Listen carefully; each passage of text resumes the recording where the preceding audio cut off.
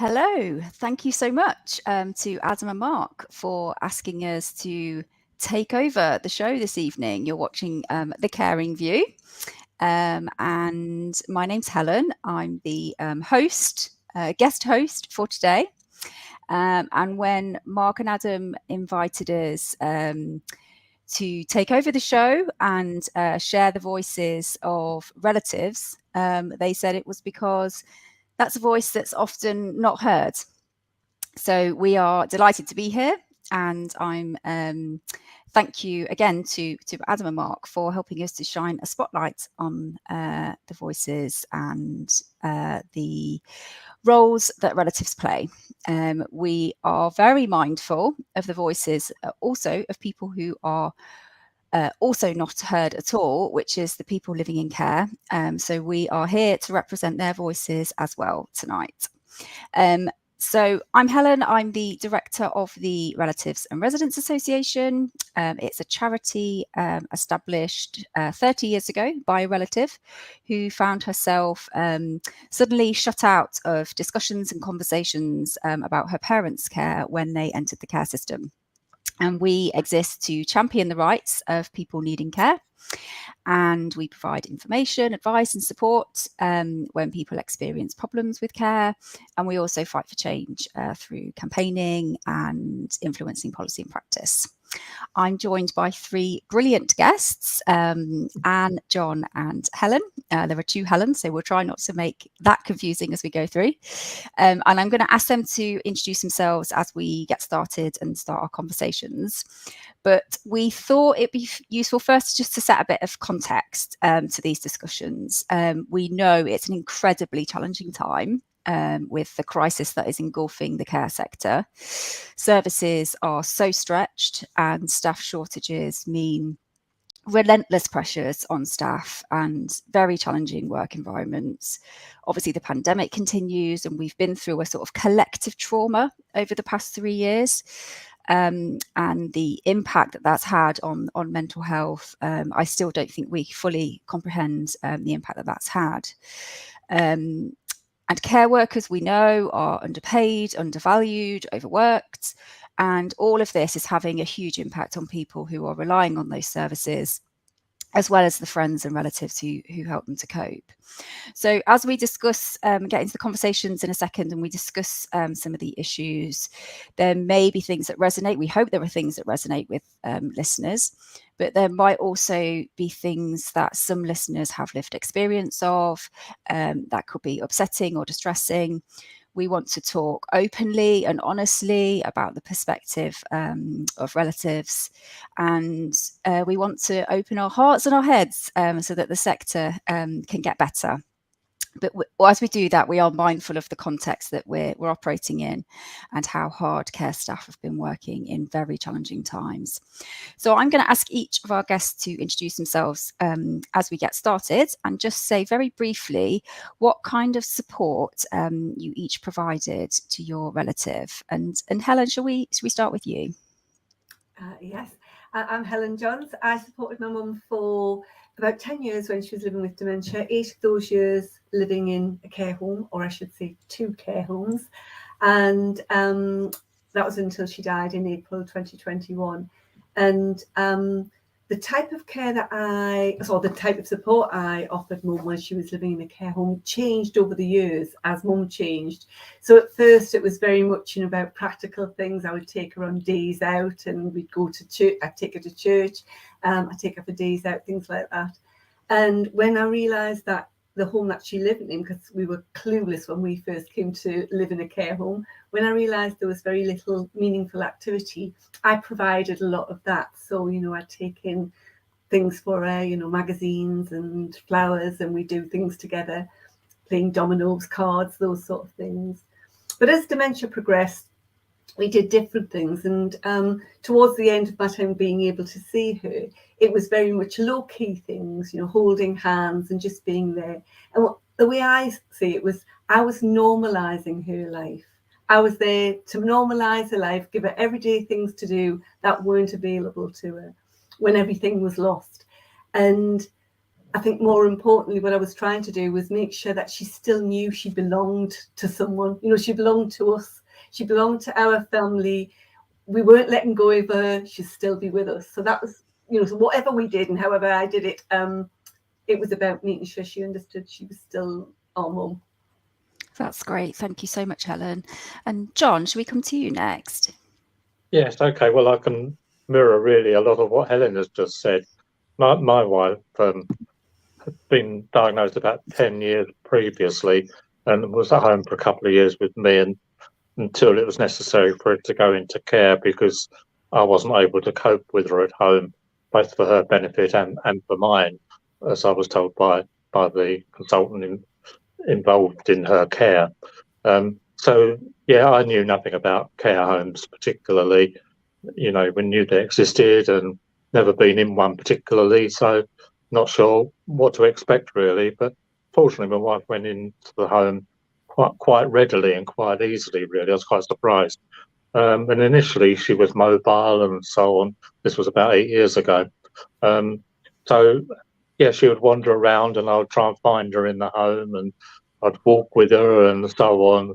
And as time progressed, like Helen said, that you know she lost the ability to speak and lost the ability to move. So she was bedridden essentially, but she needed to be hoisted out of bed into a chair, a reclining chair that we'd purchased for her, so that we could then at least move her around the home.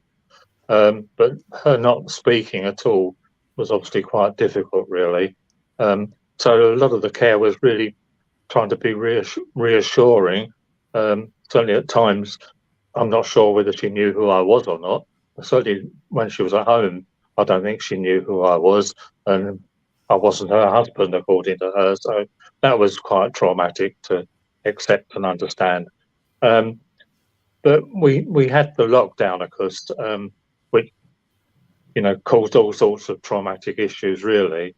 And there was one instance where she'd stopped eating and drinking and so on, and the home said she's reached the end of her life. It was about 3 years ago, in the early days when everything was locked down.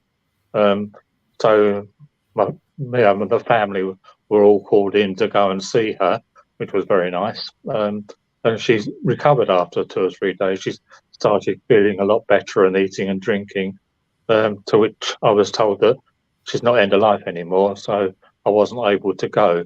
And of course, you know, I found that really difficult to accept, how you can be nearly passing away one day and almost, well, not fighting fit, but feeling much better again after eating and drinking again. Anyway, so I wasn't allowed to go, and whatever I said, and I've been campaigning all the way through this piece, right from the early days of homes restricting visitors at all. So it was quite a difficult time to deal with. Initially, when I was allowed to go back in, the home only allowed us to meet in the open air with 2 long tables in between us. For somebody that's got no comprehension whatsoever, obviously that's as good as useless, really. She would just lie there asleep. Yeah, I could see what she looked like, but there was no interaction whatsoever. And then when they opened up the home that I could go in, they had a glass screen or perspex screen between us. So again, no touch was possible, which again, for somebody that, you know, has got no cognition whatsoever, is almost impossible to deal with.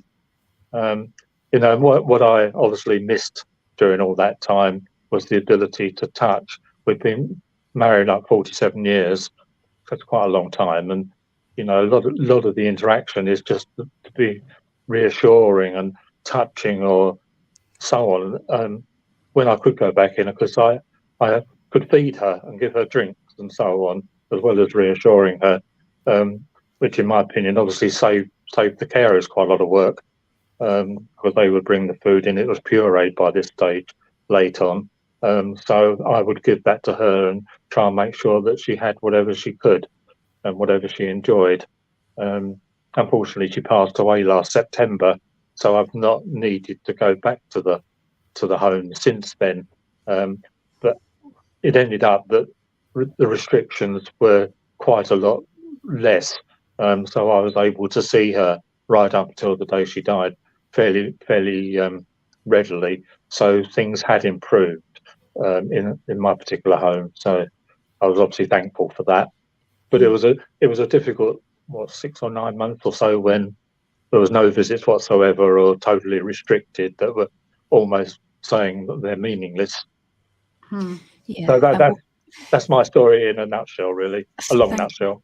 Thank you for sharing that, John, and maybe we'll come back to some of that as we get deeper into the conversations. Sure. Yeah. But Anne, would you like to just introduce yourself and say what kind of support you provided for your mum? Yeah, my name's Anne Ablett. I don't know why the phone keeps ringing.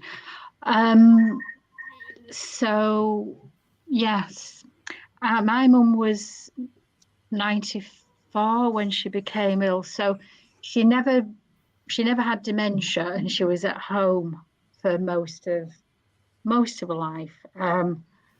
I supported her at home for a good 20 years. So that would be going to see her every day, making sure she had something to eat, making sure there was housework done and laundry and everything else. And then she had a fall in January 2020 and ended up in hospital.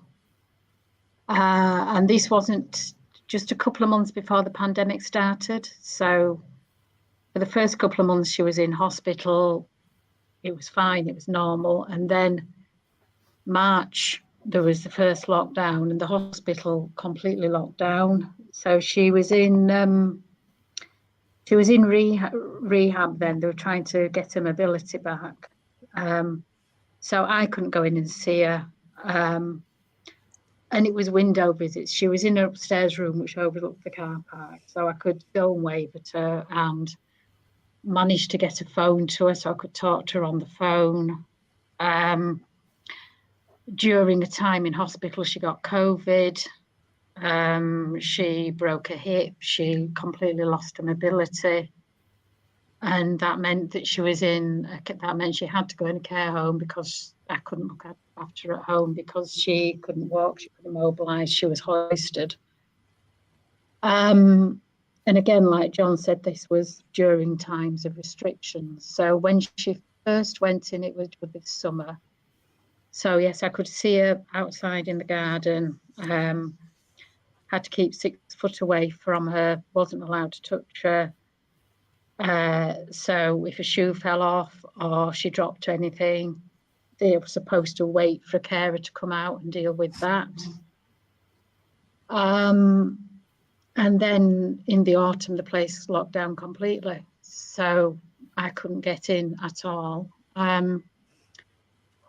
So I never really saw the care home she was in, because I wasn't allowed through the door. I saw her room occasionally on video calls, and so you were just hoping that her care was okay and talking to the staff there.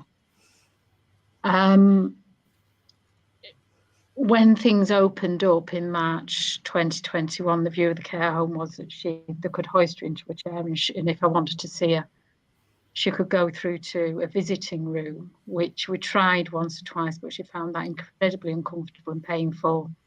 She wasn't comfortable sat in a wheelchair. And the other side of that was that once she was in her wheelchair, then the care home weren't very eager about getting her back to bed again. So if she saw me for a half-hour visit, that probably meant that she was sat in a chair in their living room until after tea, which she found very, very hard. So in the end, I stopped in-person visiting because it was just too difficult for her, and started to campaign to be able to see her in the bedroom and become an essential caregiver. The care home's view was that basically essential caregivers are only needed if they couldn't cope with their resident. So, if somebody who was refusing to eat or someone that was being massively disruptive and challenging and they couldn't control, then yes, they could have an essential caregiver. But Mum was none of those things. So it was very much, if you want to see her, you can come and see her in the visiting room. And I said, well, she won't because she's not feeling up to that. Well, you know, so what? In the end, after a lot of campaigning with them, which they didn't like at all, I was allowed a half-hour visit a week with her in a room, and at the same time they issued her an eviction notice and accused me of breaching infection control guidelines, which I think was basically to do with arguing with the care home manager. So it was an incredibly difficult time. You know, her last few months, I was seeing her for half an hour a week. She was always upset when she saw me. She was upset when I went. I was told if I stayed for longer than half an hour, the visits would be stopped. So I had to time and make sure I wasn't there for longer than half an hour. I had to take 3 COVID tests a week for that privilege and wear full PPE. And they always said that, well, you know, when she's end of life, you know, she was 96 and frail and bedbound, but that wasn't considered end of life in their eyes. When she's end of life, then you can go see her. And in the end, they rang me about an hour before she died.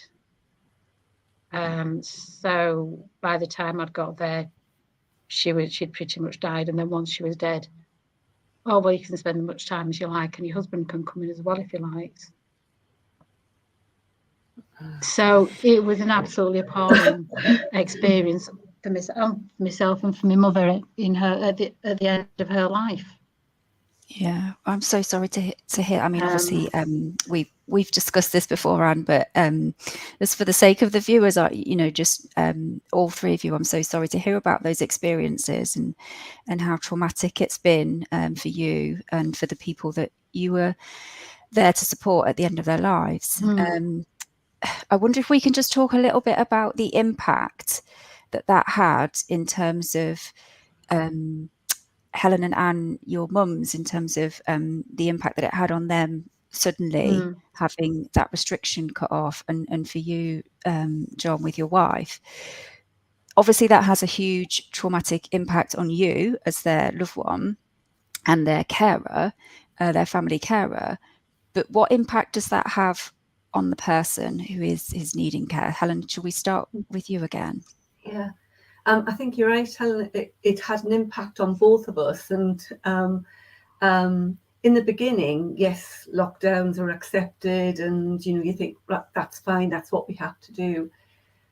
But immediately I was terrified because I was thinking, how will she cope? How will Mum cope? And although, you know, her dementia had moved on, she wasn't as advanced as she eventually became within a very short period of time.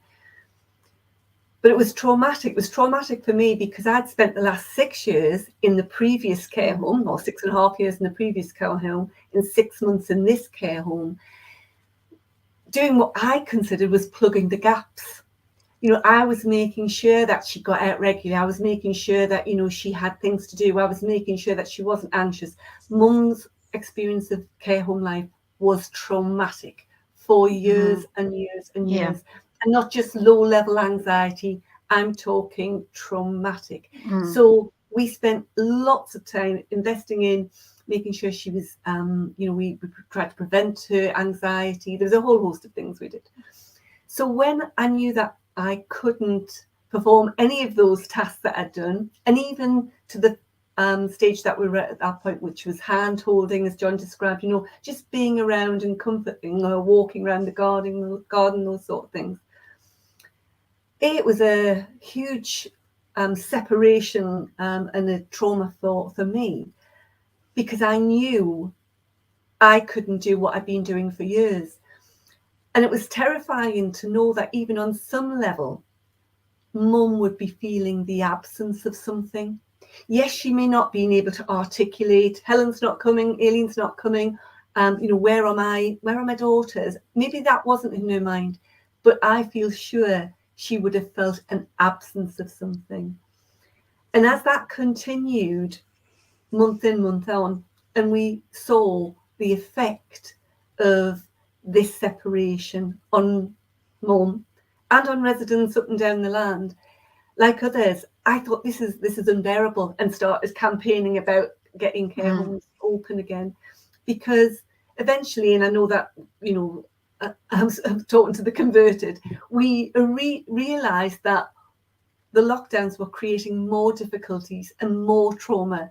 And I just know in my heart of hearts that if my mum had had a choice and taken a risk to have her infected, I was never infected, infected daughter by her side, she would have chosen it rather than go through that trauma.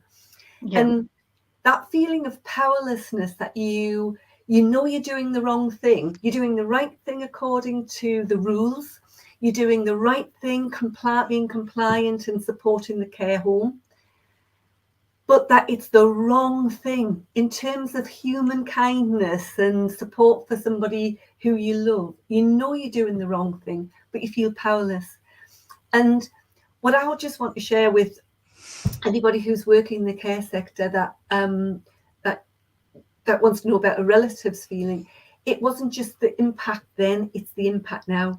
Mum died in April 21, and I was very lucky that visits had just started opening, so I got to see her on a handful of occasions, and I was with her on the day she died. But there was that whole period where Mum declined very quickly, and I missed all of that. And I'd been with her for the previous 7 years of her decline. So each stage of her dementia, she'd had us with her. And now I have no memory of what was she like when she could only be hoisted. What was she like when she could only be fed, assisted with feeding? What things did she say when she might have uttered a word? Because like John, when I went to visit through garden visits and all these at distance visits, she didn't say a word. Her eyes were closed. She looked down. She never looked up. So I don't, the impact for me is that I don't have any of those memories. The carers have those last month's memories. And I said this to somebody in the middle of all this. I don't want to hold my mum's hand and tell her I love her on her last breaths. I need to be telling her now. I need to be telling her now as she's declining, because there'll come a part where that cognition's gone and I'll not know whether she's hearing me say I love her. I wanted to do it now, and I had to wait and wait and wait. So I think the impact has been not only on mum then, me then, but it's a lasting impact on families now. And we can't go back and get it back. We can't repair that. No. And John, I just wonder if you could say a little bit more about how it felt for you in terms of when you were able to go in and see Leslie, because she was deemed to be end of life, and then she obviously recuperated.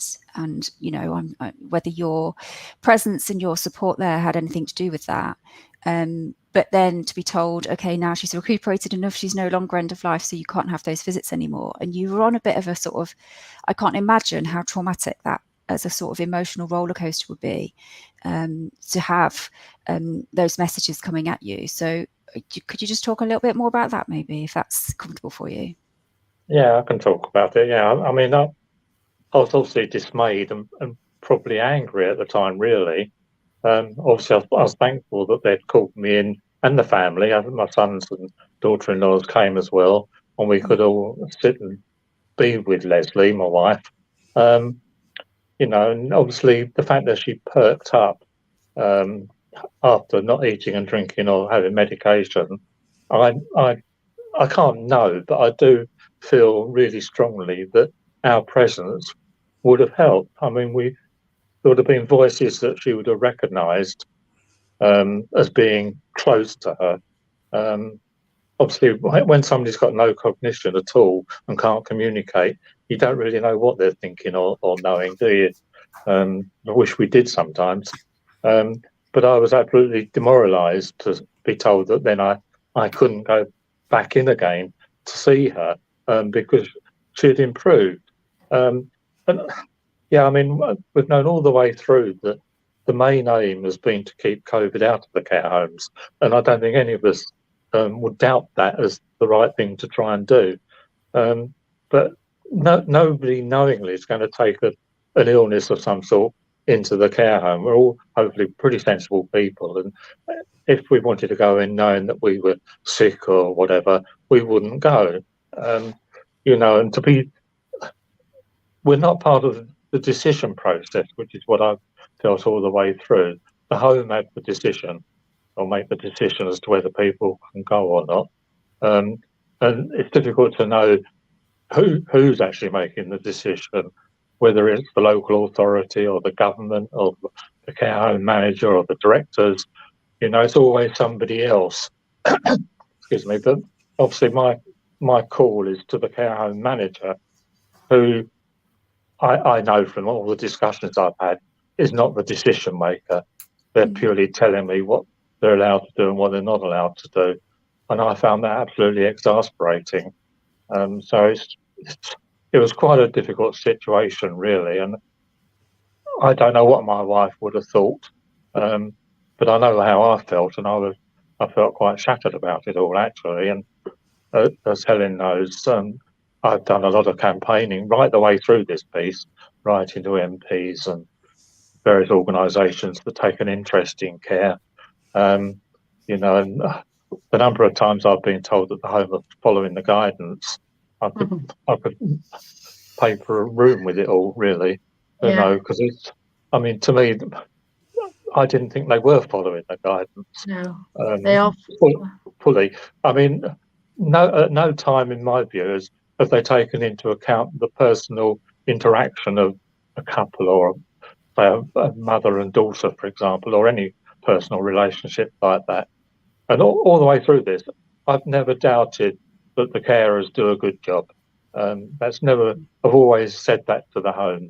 The carers will look after my wife to the best of their ability, but they can't care in the same way that a husband would care for a wife, or a daughter would care for a mother, or something along those lines. You know, it's not the same sort of love.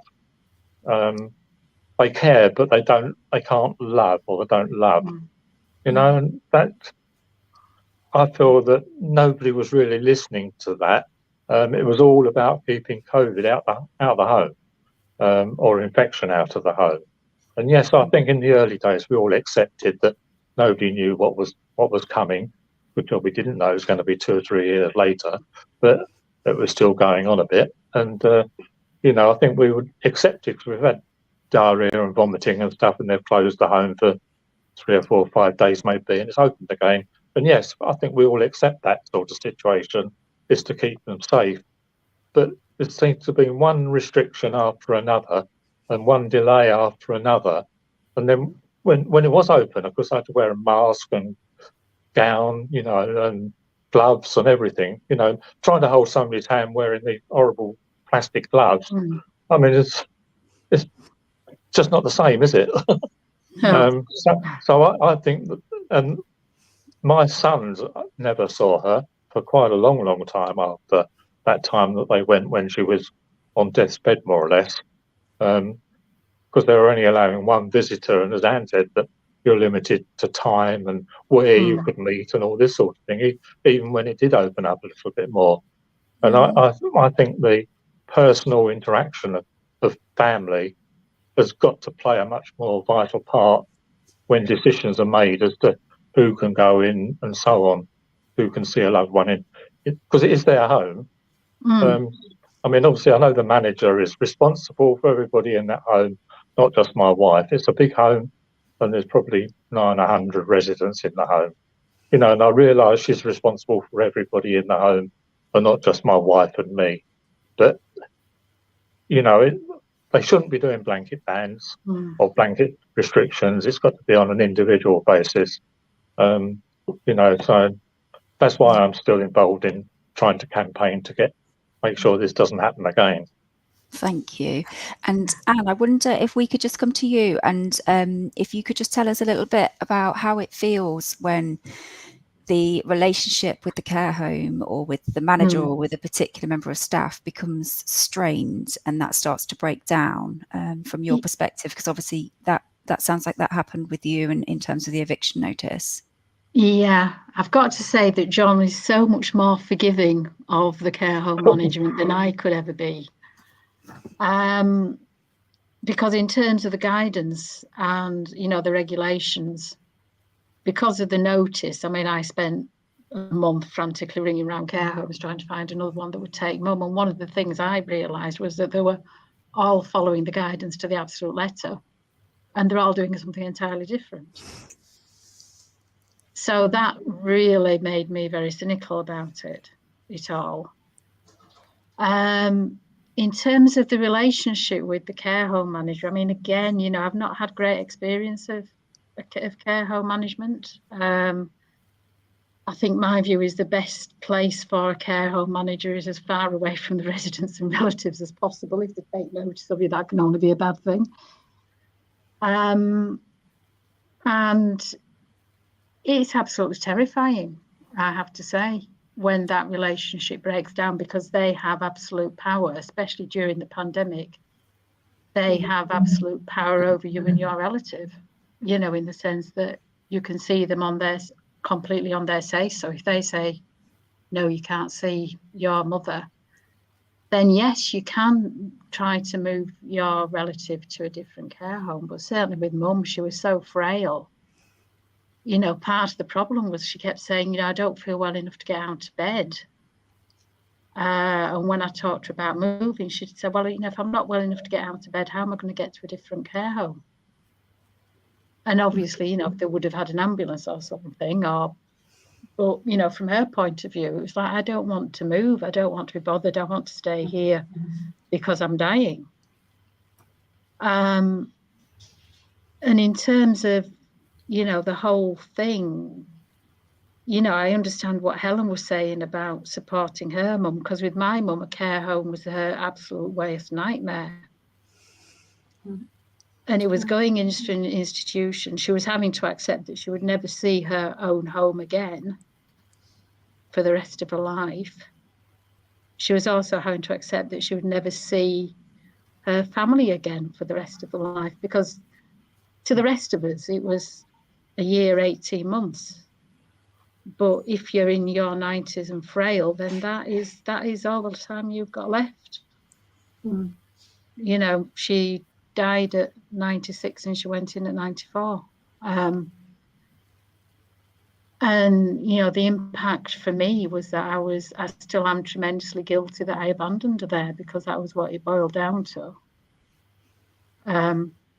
She could ring me and I would get many, many phone calls in a day. You know, if she needed anything, she'd ring me. She wouldn't, you know, she would ring a bell for the staff, but, you know, quite often she'd ring me, she'd say something, then she'd ring a bell, a member of staff would come in and go, are you all right, Eileen? Oh, yes, I'm fine. Rather than telling her what she wanted. And then she'd get into trouble because she was ringing a bell unnecessarily. And if I rang and said, well, actually, she's rung the bell because of this, they'd say, well, what are you ringing for? You know, because she should be talking to us, not ringing you. So part of it was I never had opportunity to even attempt to build any kind of relationship with the staff or understand their routines or the way things were done, or to help mum adapt. It was her just being completely cut off from the world that she knew. And one of the things I'd like to say to any care home manager at that time is, how essential is your family to you? You know, if you were told you weren't allowed to say your wife, husband, children for the rest of your life, would you just accept that? Would you find that upsetting? Because that's effectively the situation a lot of people were in. And you mentioned, you said you still carry that guilt with you. You feel like you abandoned her. Yes. That's often something we hear quite a lot through our helpline. We support a lot of families through this period, pre-pandemic as well as during the pandemic, going through these kinds of issues. And one of the things that people say to us is they feel, even in, you know, the best of times, when somebody goes into a care setting, the relative can often feel guilt, as you say, about, you know, why aren't you able to support them? there's a whole journey of emotions around admitting that you can't support them at home anymore. They need to go into a setting to get the support they need, but also a feeling of loss and bereavement. Even though the person is still alive, you feel suddenly cut off from them. And as I say, even in the best of times, even pre-pandemic, that message of, oh, stay away for a week, couple of weeks, let them settle, let them get settled, and then you can come visit, as if they are no longer the partner or the daughter or son or whoever it is, that they're now a visitor. Yes. And I wonder whether that's sort of part of the problem here, is that we're not really seeing relatives as partners in care. We're not seeing them as carers. We're seeing them as visitors. Can I just add to that, Helen, because I've actually heard that sort of almost turned round in casual conversations that I've heard, that if you hear about families, if families are asking a little too much or pressing a little bit too hard, it's because the daughter, husband, son, wife, whatever, they feel guilty. That's why they are pressing so hard, or that's why they're so angry. And my take on that is that I didn't feel any guilt about making the decision about mum going to live in a care home, because if she needed any other physical care or any other hospital treatment, why would I feel guilty for getting her the right care? But I know care homes are longer term. But what I did feel was heartbroken that the decision that I'd made was putting her in day in, day out unhappiness, and I couldn't fix it. I felt the guilt about not being able to fix it, no matter what I did or how I did it, no matter what techniques, strategies, happy Helen, stern Helen, business-like Helen, I could not make it work. I could not get the care that I needed. And you asked earlier about what it feels like, when the relationship, I don't necessarily want to talk about COVID, but because my mum left her original home after 6.5 years of us trying ever so hard, I can definitely speak about how it feels when that relationship was strained for different things. And as Anne says, terrifying, gut-wrenching fear that on one side, you're not going to do the right thing. On the other side, they're going to kick her out. The conflict between knowing you've got to say something, this is your mum, you've got to advocate, but you're frightened of what's going to happen. The conflict between liking the carers as individuals, but then thinking, I don't want to get them into trouble, but I've got to say something. And what that ends up doing to you, you then end up doubting yourself and second guessing every single thing you say. And I'm sure you Anne do. and John, you've rehearsed the conversation, maybe spoken to somebody else about it. Shall I say this, this, and this?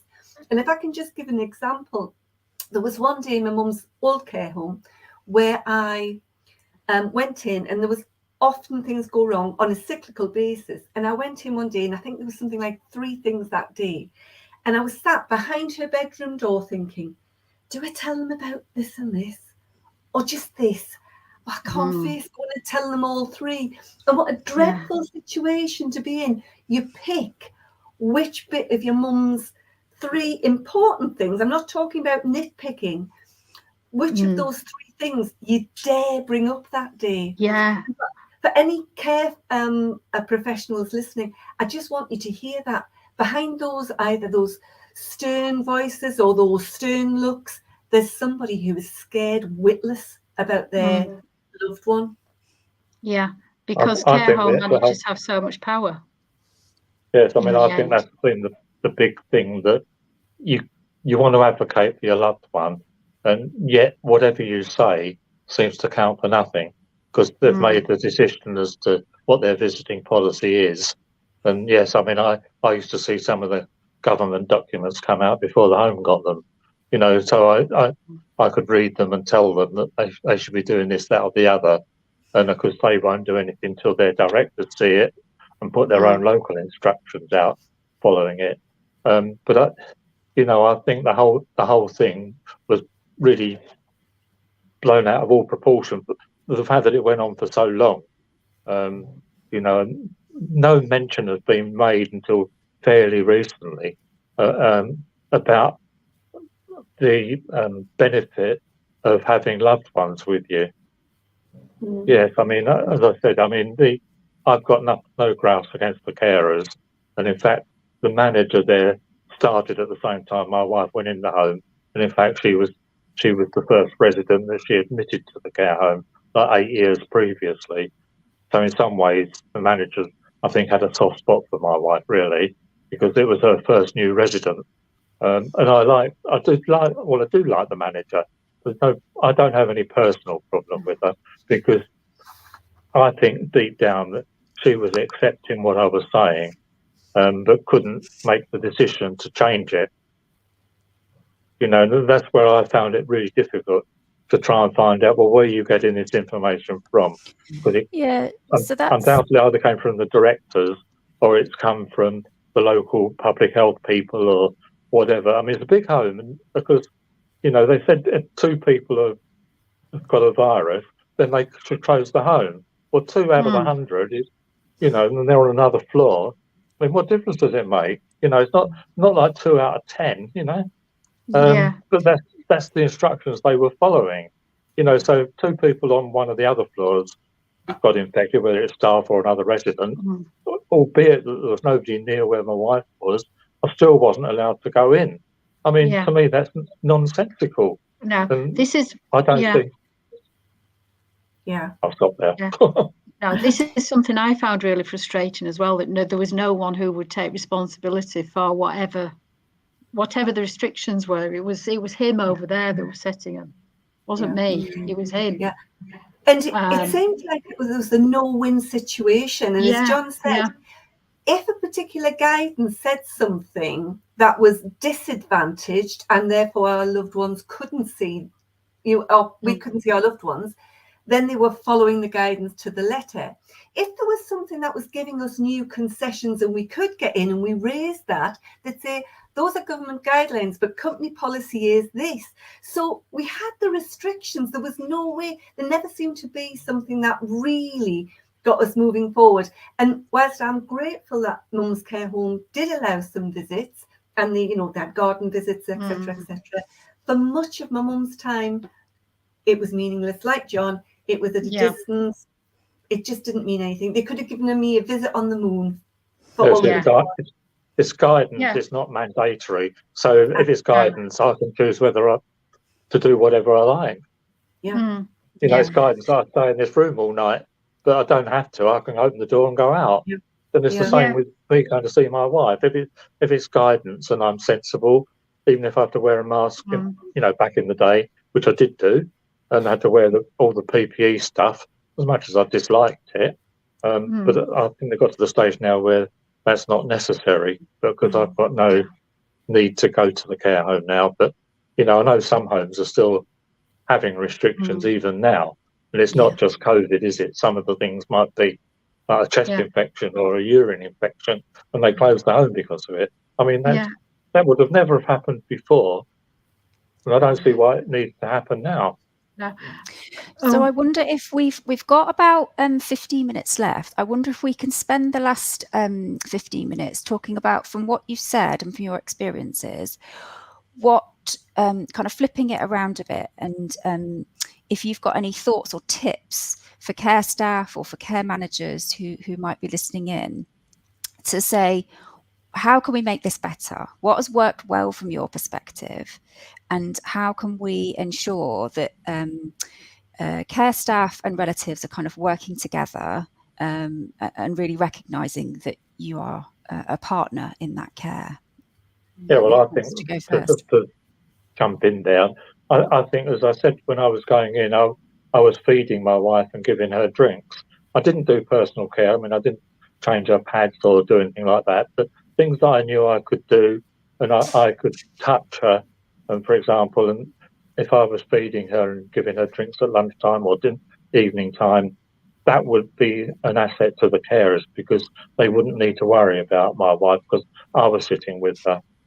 So there's obviously benefits to the staffing within the home by having a loved one in with their resident there.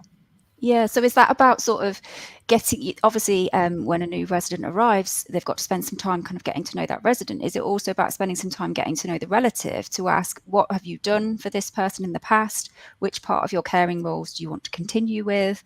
And sort of, making that clear that, they're obviously providing the care, but everyone's different and everyone will want a different level of engagement, but it's almost sort of trying to work to find out what that is. And of course, I can see from my wife's reactions to things what she's feeling. I mean, she can't tell me what she's feeling. I can't know whether she's got tummy ache or headache or whatever. But you just sense by whether she grimaces or something like that something is not quite right. And okay, those little signs that you will pick up. Yeah. Okay, some carers might be experienced enough to notice that as well. But in the main, I think somebody that's really close to that person will have a better opportunity of identifying potential problems. Before, I mean, they can't be with every resident all the time. Whereas I can sit with my wife like for 6 or 8 hours if I wanted to. Yeah. A carer doesn't then need to worry. They might need to come in and they change her pail, make sure she's clean and tidy. But they don't need to worry about almost the day-to-day type things. Yeah. One of the things I'd like to say is that we've spent nearly an hour justifying our relationship with our loved ones. Why? Why do we need to do that? Why are we having to justify to the care sector that our parents are a vital part of our lives, our husbands and wives?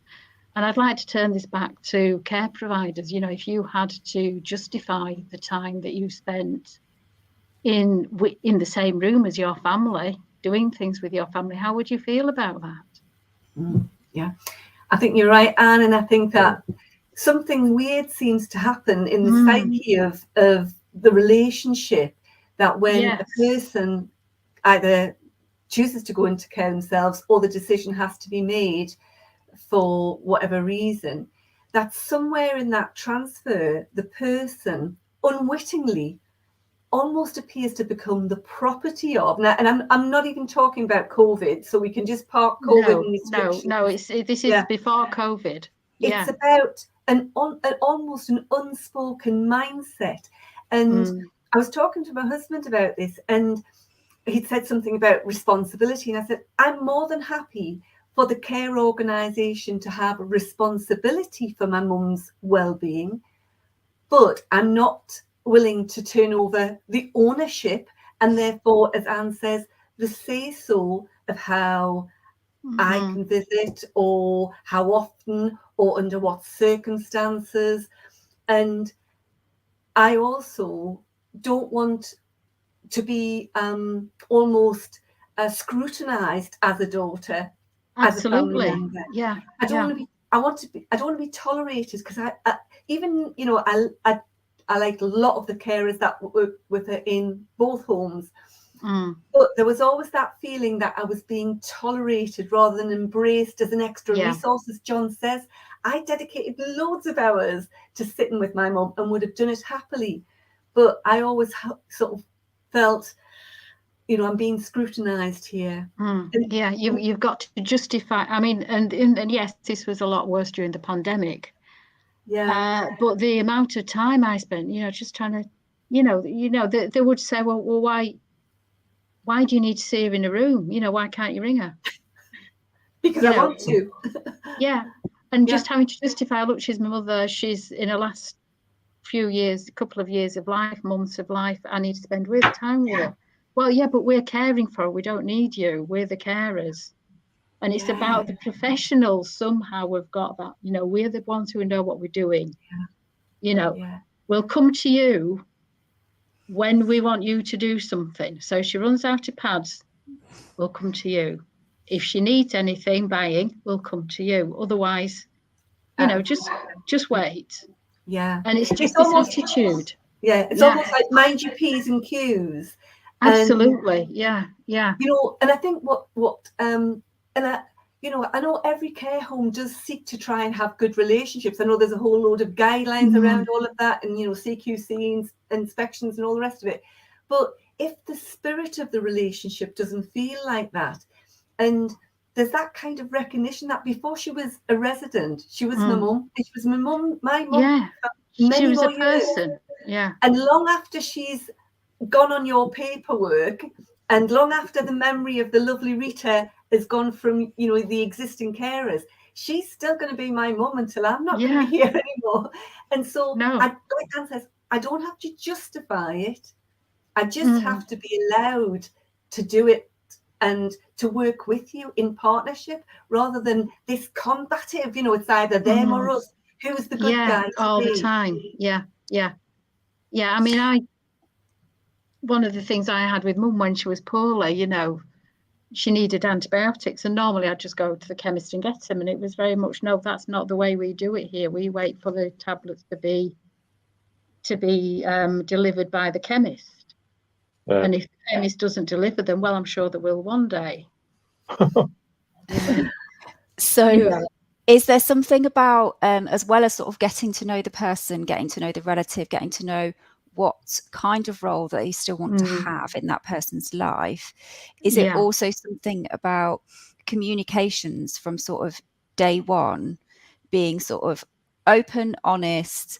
As you said, John, you never know who's making the decisions. And I think that can feel really disempowering if you don't know who's making the decisions and it's coming from somewhere else, someone who's distant from or outside distant owner or head office or whoever it is. Is it something about communicating well so that you each know who you can go to and who you can have those conversations with? So Helen, like you say, kind of cowering behind a door, being afraid to raise issues. And that shouldn't be happening. I'm not a scaredy cat, and I was a scaredy cat. Because you're afraid of making things worse if you raise too much. I was like this with mum, you know, if I sound too critical, if I say too much, then they're going to be taking it out on her. I think there's also a bit of a fear from the staff and the manager's side as well, in terms of they do have responsibility for everybody in that home. And there's almost a bit of a fear, well, if I do this for one person, I've got to do it for everybody. And it's a kind of blanket approach to how they're approaching relatives, in the same way that they might be applying blanket approaches to how they approach their residents. And the reason that blanket approaches don't work is because it completely ignores and loses the individual, the person who's at the heart of this, which is the person who needs care. And you've got to focus on the individual and therefore the individual relatives. And some people will want to be really hands-on and will want to play that role and will want to be part of decisions and discussions. Doesn't mean that everybody is going to. And I think there's this fear of kind of, if I do this for one, I've got to do it for everybody. Well, no, it depends. Not like that, is it? I mean, I used to see my wife every day until we were all shut out. Okay, I've had my holidays and odds and ends like that, but essentially I went absolutely every day, and then to have the door slammed in your face, I felt was totally unreasonable. And I think it's without getting too grand about it, it's almost like, how do we want care to look going forward in the future?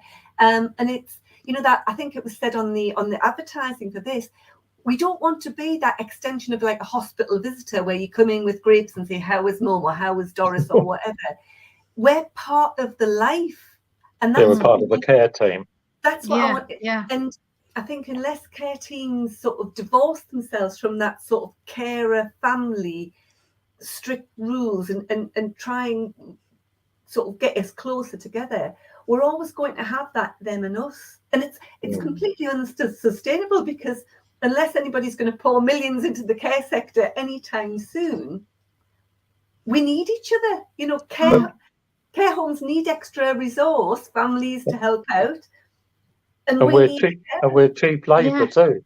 We are, And willing labour, willing, cheap, able. willing, and know what we're doing, you know, and very able. Well, I wish Steve Barclay was listening, because I think there's so much. Well, let's hope so. There's so much that's we can gain and we can learn from each other. And there's so much that I've learned from you just this evening, and I thank you so much. We've only got 3 minutes left, so I feel I need to wrap us up. Otherwise, Adam and Mark are going to start knocking and booting us out, and we don't want to get in trouble on our first takeover. So yes, thank you so much for being so open, so honest, for sharing what are intensely personal experiences. And I know for some of you, I mean, you've all lost somebody, and for John in particular, that was fairly recent for you. So thank you for doing that. And I think the key message we've got is that there's so much to be gained from working together and working with relatives as genuine partners in care. As you've said so well, you know the person best. You can help them communicate their likes, their needs, their wishes. We've said everyone is different. People are going to want different levels of engagement, but that's nothing to be feared. That's just to be expected. And actually taking the time to get to know not just the resident, but their carers and the people who are most important around them, it will save time and energy in the long run. It will be better for the staff, as you've said, better for the relatives, but most importantly, better for the person who's needing care. So thank you so much for sharing. And if Steve Barclay is listening, I will give a tiny plug for our campaign, which is that people who support people who need care and support shouldn't be seen as visitors. As important as visiting is for the wider family members, for the wider friends, what we're talking about here is essential part of people's lives, providing that essential support. And what we're asking for is for that to be enshrined in law, and there should be a right with a person who needs care to what we've called a care supporter, somebody who can be there in person to provide that support when it's needed across health and care services. So that's my little plug, just in case he came out of his session in Parliament earlier, which I listened to intently, and he's tuned into this session, and hopefully he's listened intently as well. So thank you so much, and we won't stop until we get that right for people. Yeah, I've got to do my duties as a host. I'm supposed to tell people to subscribe to The Caring View and get engaged in the conversation. We're working with others. We're working with Rights of Residents and John's campaign, and there's over 50 organisations who have joined us in that call for a new legal right to a care supporter. So get involved, and we're still taking supporters. So if you are a care provider and you want to get involved, send me your logo and you can join the 54 who are already signed up. Thank you so much, and thank you again to Adam and Mark, and for everybody who's listened. Well, thank you for the chance to speak.